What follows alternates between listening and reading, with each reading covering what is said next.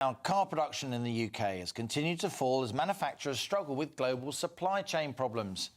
New figures show that almost 100,000 fewer vehicles were built in the UK in the first 3 months of 2022 compared to the previous year. That's almost a third down, according to the Society of Motor Manufacturers and Traders.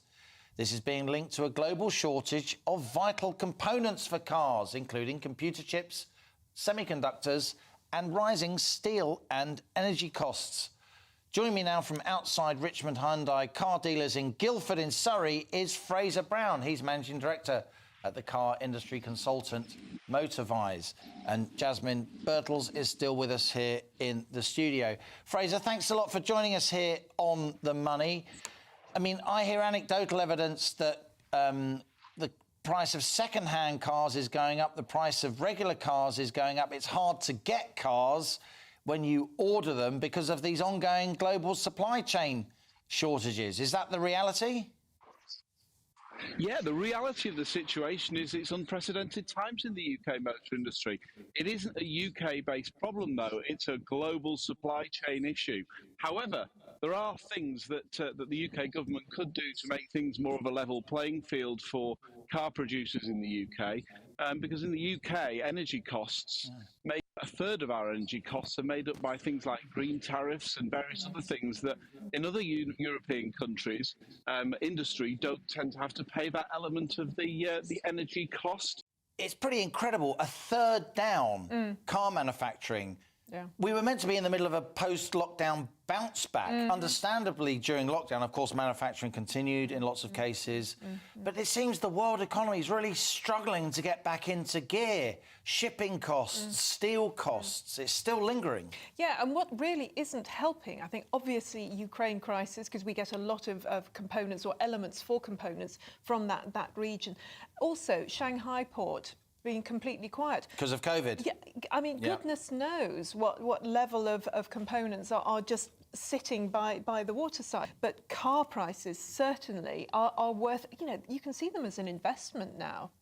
And we've got to think of the economic implications of this as well, don't we? If car production is a third down, tens of thousands of people are still employed in the British car industry. Yes. They're often working for foreign companies, but they're still employed here.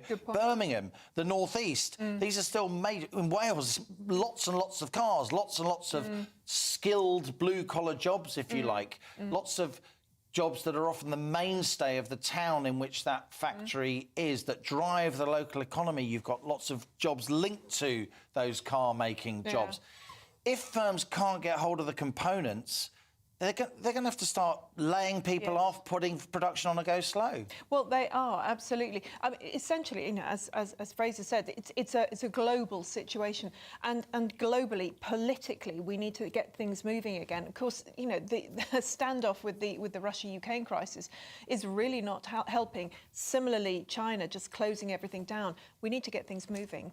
Fraser Brown, let's go back to you. What's the future going to be then? And what would you advise people who are thinking of buying a new car? What would you advise people with a second-hand car that's still quite shiny and new?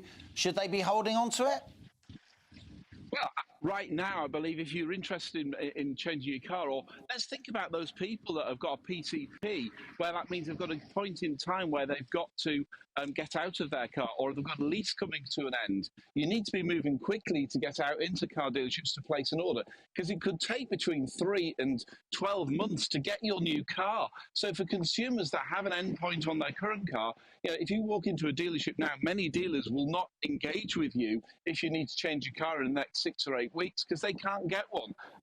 They might be looking at 3 to 12 months to get a car, depending on the brand that you're going to. So my advice would be on new cars, go out, place your orders very, very early, a long time before you need them. And the great news is used cars are becoming better value again. We can actually see that used car prices are starting to decline month on month, as they used to do in the normal marketplace. So I do think now is a great time as well to be considering buying a used car. May have held off a couple of months ago, but yes, I think advice for consumers is get out there and engage early.